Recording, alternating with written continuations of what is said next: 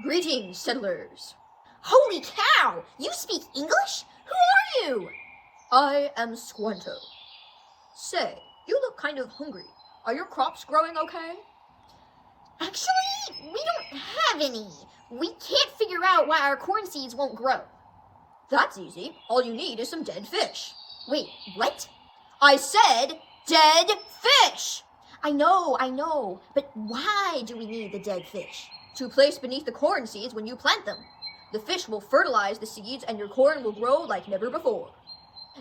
That's completely insane, but at this point, I'll try anything.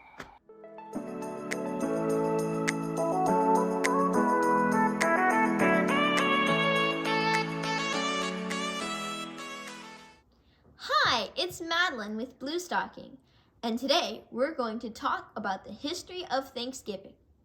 When I say the first Thanksgiving, you probably think of the Pilgrims.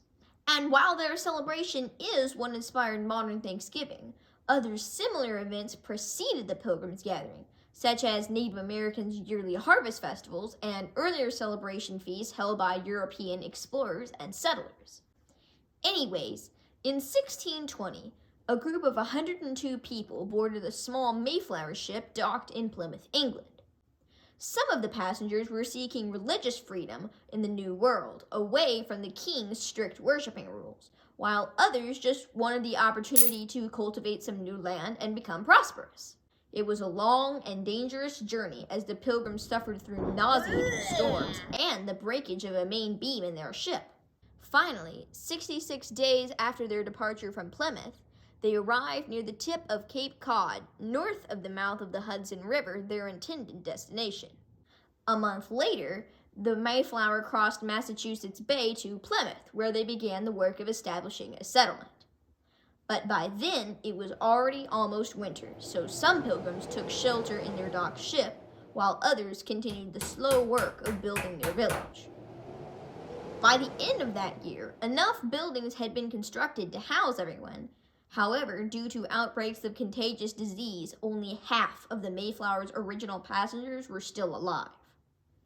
That spring, the Pilgrim settlement was visited by a member of a local Native American tribe who astonished them by conversing with them in English. This wasn't their last visit for the Native Americans, however. A few days later, the same man returned, but this time he brought another Native American with him.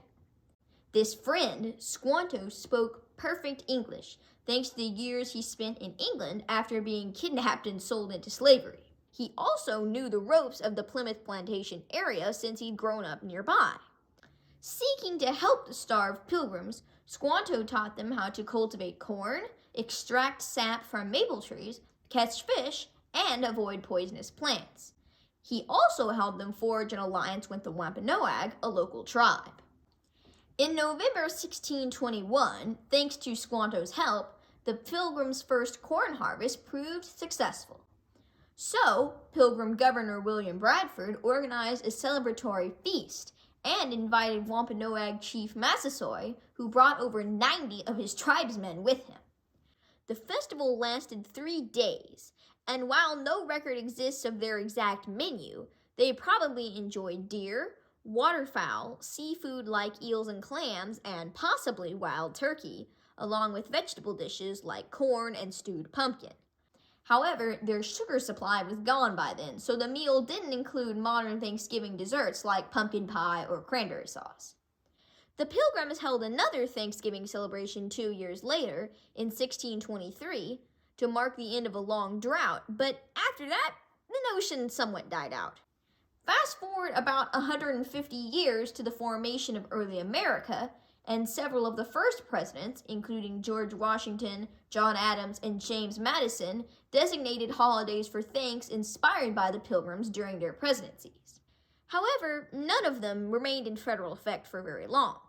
Some states declared an annual holiday of Thanksgiving, but each state celebrated the holiday on a different day. In 1827, magazine editor Sarah Josepha Hale, known for writing the nursery rhyme Mary Had a Little Lamb, launched a 36-year campaign to establish Thanksgiving as a national holiday, earning her the nickname the Mother of Thanksgiving. Her plan succeeded in 1863 when Abraham Lincoln decided to establish Thanksgiving as a national holiday on the last Thursday in November, meaning the day would occur on either the 4th or 5th Thursday of the month, depending on what day the month had started on that year. It was celebrated on that day every year until 1941, when, after 2 years of controversy, Franklin D. Roosevelt moved the holiday to the 4th Thursday to ensure there was a more similar amount of time between Thanksgiving and Christmas every year. Thanksgiving's placement and overall sentiment has remained the same since then, as a day to gather with family and friends and be grateful for the blessings the year has brought us. Well, that's all for now, friends, but if you're craving more content, like articles, stories, printables, and exclusive content, you can subscribe to my weekly newsletter at bluestockingonline.com. Remember to feed your mind!